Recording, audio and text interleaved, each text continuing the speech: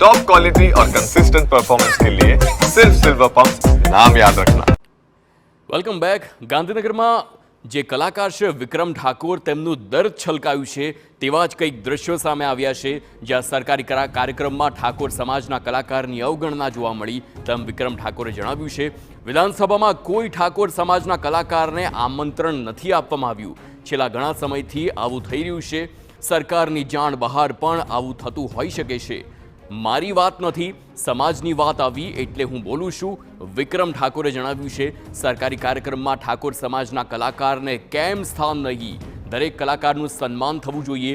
2007માં મોદી સાહેબે મને રાજકારણમાં જોડાવા આમંત્રણ આપ્યું હતું। હું રાજકીય માણસ નથી તેમ વિક્રમ ઠાકોરે જણાવ્યું। હું સામાન્ય માણસ છું, લડવાવાળો માણસ નથી। વિક્રમ ઠાકોરનો દર્દ છલકાયું। સમયથી હું જોતો આવ્યો છું કે ભાઈ અમારા ઠાકોર સમાજને આ લોકો ઇગ્નોર કરી રહ્યા છે।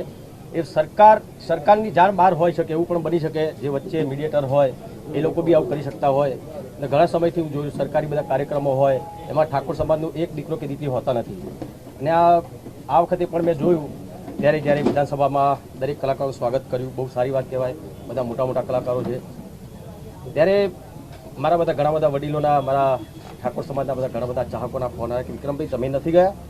તો મેં કીધું ભાઈ મને આમંત્રણ નથી, કારણ કે આપણા સમાજના કોઈ કલાકારનું આમંત્રણ નથી એમ, અને પહેલાં બી ઘણું બધું થઈ ચૂક્યું છે, તમે કેમ કશું બોલતા નથી?